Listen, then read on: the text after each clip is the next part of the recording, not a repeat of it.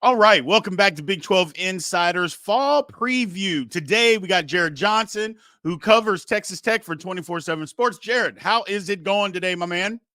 Going great. Middle of fall camp, season's a couple of weeks away now, and I'm excited. I'm not gonna lie. I know that gets said a lot around right now, but man, I love football. Yeah, Older I get, the more I love football, especially the games, and the games are almost here. So let's yeah, go. absolutely. I'm the same way. I love football, always have, always will. And like I said, it's a I always call it the dead period between the end of basketball, NBA basketball, even though I'm not that big of an NBA guy, and then football season. The Olympics helped a little bit this Yeah. year, but the time difference threw me off. I'm like, you know what? Just bring me the football. Let's get it going, man. Yeah. Let's get this going. So first off, man, let's just talk about Texas Tech. Look, last year we've discussed several times on the show. Didn't start off great. There were some pretty good expectations from a lot of people for Texas Tech. This year, they're kind of a little bit under the radar, which may be a good thing. Tell me a little bit about the overall feel of the program right now, Jarret. Yeah, I think you're on it. Texas Tech is an underdog program. Yeah, It is. Um, Especially me being a Dallas dude, being a fan of the Cowboys, where they're like the Yankees or the Lakers or something, where everybody either loves them or loves to hate them. Texas Tech is their best not being braggadocious, in my humble opinion, and having followed Texas Tech and just kind of sneaking up on folks that all of a sudden stacking wins like. And then during the Mike Leach years, obviously people knew they were going to throw the ball around and put up a lot of points and win some games. But where they are right now is they got to win. I mean, it's trite. That's a pretty simple answer. But last year, yeah, there was a lot of high possible dark horse, and I think there was a lot of talent there. And then they got up to that rough start, and they didn't really recover other than making a bowl, winning that bowl, and kind of finishing on a positive note.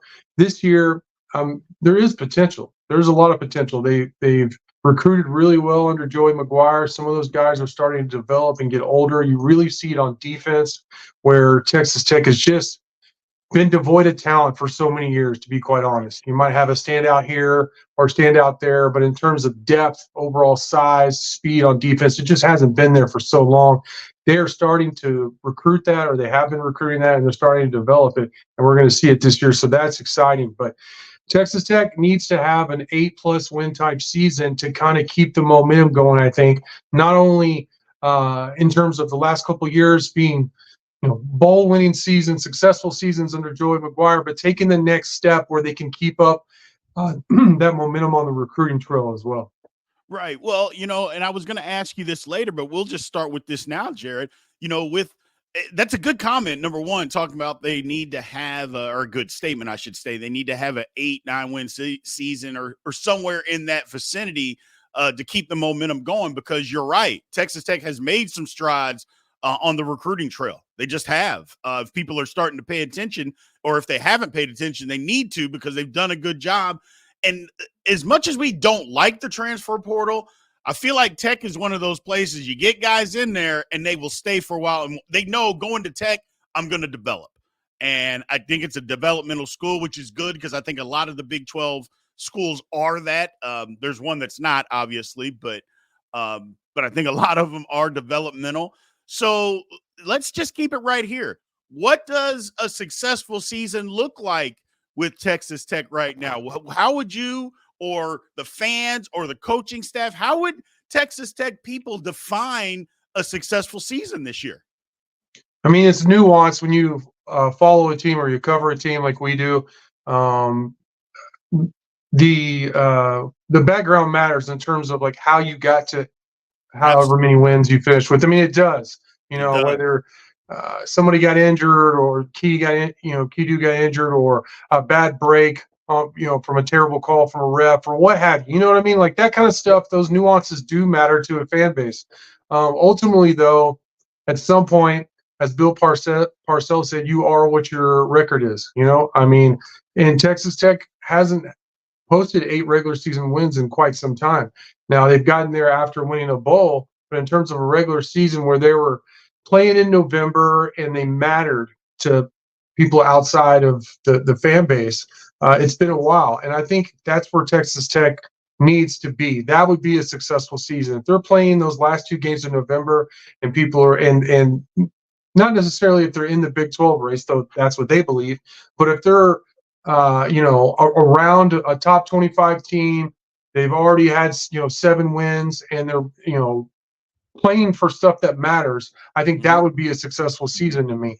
It's just quite honestly, they haven't been significant late in November in quite some time. It's been, can they get to a bowl game? And that's not, outside of this particular fan base, nobody's talking about those type of teams that are fighting at the end of the season to get into a bowl game. Right. Well, the thing that, and I know you've mentioned this before, look, Texas Tech fans are very prideful. They're also very knowledgeable about football. The one thing about it is that, yeah, it's fine that you're fighting to get to a bowl game. We would rather be competing to get to the Big 12 championship game. Yeah, and I think that's the difference, is that, we're past the point of, we're not a program that should just be fighting to get to a bowl game. And I think that might be a little, because I see Texas Tech as being a better program than that. They're above hey, we just want to get to a bowl. They're past that. And that's kind of what it's been the last few years. And for whatever reason, sometimes that doesn't matter. Perception is reality. I think this is one of those years where, the expectations aren't as high, as what they were last year. And this could be a year, Jarret, that Tech says, you know what? We're actually better than what you guys think we are. And I think we got a shot here. 8-9 wins isn't out of the realm. That might be a lofty goal, but I think you got to go after that every now and then. Yeah, you do have to go after it. And I think things set up well this year for Texas Tech. Now, the expectations aren't as big regionally in terms of media or around the country. Right. And I think some of that's on purpose. Quite honestly, because last year was so disappointing compared to the preseason expectations. But they've been to 3 consecutive bowls, won those bowls. They have an all Big 12 running back in the backfield. They have a quarterback who they know who's healthy. Like I said, they've stacked a couple of top 25 national recruiting classes. The natural progression and expectation, I don't think this is unreasonable from the fan base, is to do better than just 6 or 7 wins. Right. So. And I want to go back to something you said that was interesting about the transfer portal, and just want to make a point just generally. But I mean, money and playing time that's literally the currency for these guys in the transfer portal. And you talk to these dudes, and it's so crazy. I mean, obviously, if you're talking to a 17 or 18-year-old compared to a 20 or 21-year-old, that's a completely different person. I know I was, between those two different ages. But someone 20, 21 years old in the transfer portal, they know exactly what they're looking for. They're in a business, especially now that some of these things like the NIL and the transfer portal have been around for a while. They know what they're looking for. But to get guys in from the transfer portal recruiting and retain them, if you want them to stay, if you're not processing them out, you got to have a culture. So right. I've been happy to see that culture still does matter a little bit. Is it as important as getting paid or getting playing time? No. But if you want to keep those dudes that you want to invest those other 2 things in, you still have to have a solid culture. And there's no doubt in my mind that Joey McGuire has a great culture here at Texas Tech. So that's why it's so important to keep that momentum going and get to those 8+ wins. Totally understand. And it makes a whole lot of sense. I always say, you brought it up, I always say that, I went to junior college, and I say the transfer portal is the new junior college. And when I was first out of high school, I was enamored with everything, and everything was just fun, going on recruiting trips. And then when I went to junior college, when it was time to go somewhere else, it was, no, this is what I'm looking for, and that's it. Everything else, I've already done that. Doesn't mean a whole lot to me. I need to go here because I only have 2 years left at this thing, and we need to get it right. So you don't hear transfer portal guys and junior college guys talking about the uniforms. Yeah. You know what I mean? Like high school guys, like, man, those Oregon uniforms are amazing. That's why I'm going there. Transfer portal guys are like, I need money and I need playing time. That's right. And these guys are offering that opportunity. So that's right. Absolutely. So let's get into the weeds a little bit here with Tech. Tell me a little bit. We'll start with defense because you brought up defense. tell me a little bit about what fans can look forward to, because you said it's going to look a little bit different on defense this year. So tell me what fans should be looking forward to, some of the strengths that Texas Tech is going to have on the defensive side of the ball this season. Yeah, up front, which is really weird to say with Texas Tech, but they have depth, they have experience. Again, going back to where Texas Tech would have one or two stalwarts here or there on defense, and the rest was kind of like, oh, I hope this works out. I hope nobody gets injured. That's just not how it is because of that recruiting. Starting at inside linebacker, Jacob Rodriguez, the team captain, he got hurt in that Wyoming game when he actually forced a fumble and recovered it, and he missed. He ended up redshirting. They only played him 4 games because he had that redshirt available, but he broke his foot, missed a lot of the game, and that was like the heart and soul of your defense. You lost in game 1, and that really hurt. I think McGuire has said that they were 4-0 in the games that he started playing last year, and he's absolutely one of the best players on the team. I expect him to lead the team in tackles. So he's next to Ben Roberts, who played a year earlier because of that injury to Jacob Rodriguez and ended up being a Big 12 defensive freshman of the year and a Big 12 or a freshman All-American. Very athletic player, more of a sideline to sideline player. Those two guys together is absolutely a strength. But up front on the defensive line, they had 6, maybe 7. We'll see how the rest of fall camp goes. Defensive tackles to rotate in. And I don't remember ever saying that about Texas Tech. And I don't mean like kind of good guys. I mean legit dogs. I've been out there at fall camp watching defensive line coach Darnell Fitch, who was at TCU for a while, and they did some really good, great recruiter. One of my favorite position coaches at any level I've ever watched, working with those guys. There's 6 of them that are in the 300 and 350 pound range, and they all can go. They're all strong. Jaden Cofield is a redshirt freshman it's one of those guys you see him do a drill, one of those drills, and you say, who the heck is this guy? And it was weird. Like after I saw him jacking people up, other 300, like rocking 300-pound dudes, then they had their first scrimmage, and it was like, who stood out? Jaden Cofield, where he absolutely dominated a goal line portion of the scrimmage. And then I heard 2 or 3 of his teammates talk about him being the craziest dude on the team, the biggest maniac. I'm like, okay, watch out for this guy. But it's not just him. Like I said, they have depth. Whereas they were playing a couple of guys 90 snaps a game, they're going to be able to rotate 6 dudes in on the defensive front. You being a former offensive lineman, you know how different that is. And absolutely. If you're having to go against a fresh dude, every series or every couple of plays. So that's really where the strength is. They have a lot of talent, but it's young talent, inexperienced talent in the secondary. Although Braylon Lux comes back after being the best corner on the team last year, he's really good.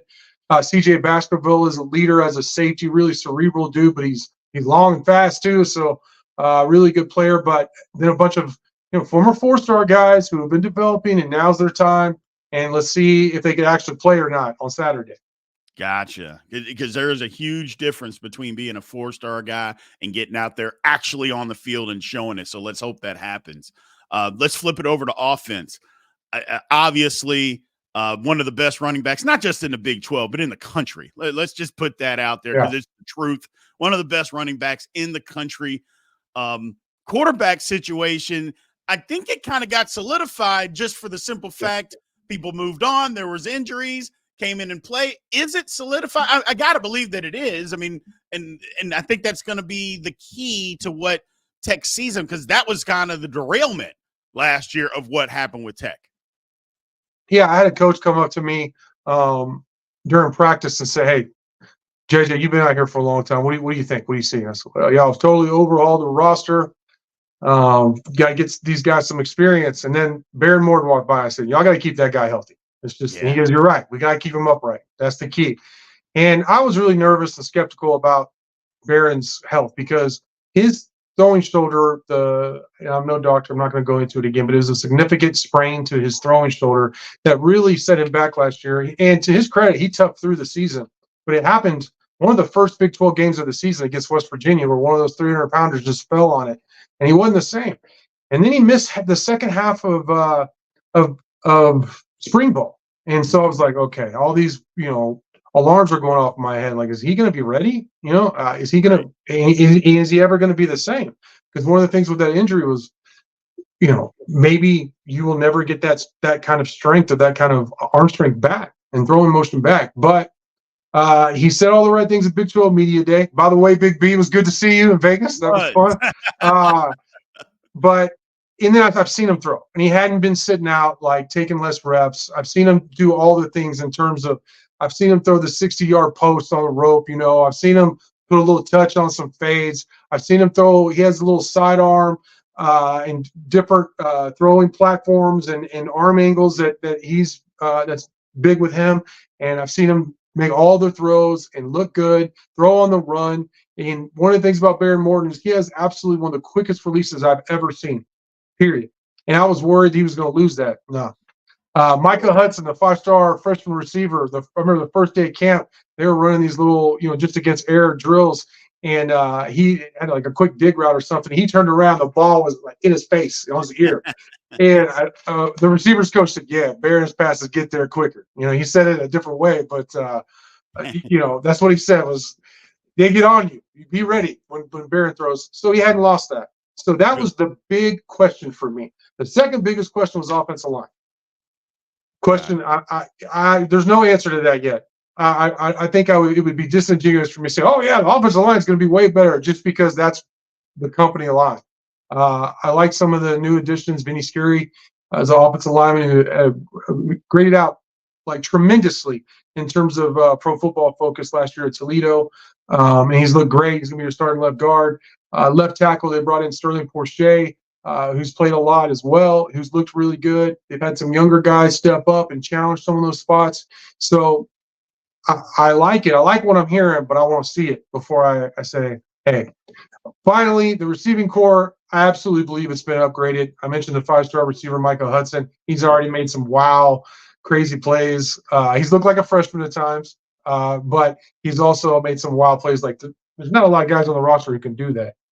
Josh Kelly, who came over from Washington State, and he had 50 catches, 900 yards, 8 touchdowns approximately last year for Washington State, has been tremendous. I think he's going to lead Texas Tech in all the receiving categories out of the slot. Caleb Douglas, who started at Florida before injury set it back last year, has come in. He's your take the top off the defense kind of receiver. Also brought in Jalen Conyers, a tight end from Arizona State, who's very athletic. And I really believe the receiving core has been upgraded immensely. Gotcha. And last question before I get you out of here, Jarret. A lot of times in a season, there might be a game that defines, good or bad. If you win, it could propel you to go to even further heights. But if you lose it, things might start to snowball and go downhill from there. Is there a game on the schedule this season for Texas Tech in your mind and maybe fans and even coaches' minds where you think, you know what, we got to go win this football game? And if we do, I'm not saying we're going to win every single game and all that, but if we go win this football game, this can really set us up to having a very good season this year. Yeah, I'm tempted to say Baylor or TCU just because you recruit a lot against them for a lot of the same guys, obviously in-state rivals and all those things. But I have to say Washington State. I keep thinking about Washington State because it sets up so much like Wyoming last year. And I'm not saying Washington State's on Wyoming's. I'm just saying it's an outpost. It's not an easy game, but Texas Tech will probably be favored on the road. It's early, or if not favored, it'll be close. It'll be a push, something like that. Mm-hmm. They're going to honor Mike Leach during it. There's just a lot of weird tie-ins between Texas Tech and Washington State, and that whole belief momentum thing that you mentioned. Losing that game against Wyoming and then playing Oregon well, but ultimately losing to them in the fourth quarter. That was just like the whole fan base just kind of went, ugh, okay, this was not. I don't believe what I heard. We were sold a bag of goods, and so I think they have a pretty favorable schedule in terms of a lot of home games, other than that Washington State early. So I feel like if they could win that game, they could get on a roll and start 4-5-0 maybe. And if they do that, it's amazing what that kind of momentum could do in terms of everyone, not just most importantly those in the football facility, but also in town, in the region, all of that. All those things start speaking it into existence, if you will. Everybody starts believing and crazy things happen. You lose that game, and I think it'll be like, the opposite effect. Not saying they can't go have a good season, compete in the Big 12, all that, but it just feels like a really important game to me. No, absolutely. That's kind of where my mind was going, is that Washington State, I know it's not the Pac. Well, I guess they're technically still in the Pac-12, but, conference is what it is. I still think they'll have a decent football team. I know they lost their coach, quarterback, but I still think they got good guys there. I think it's a game that if Tech goes and wins, look, football's a lot of emotion.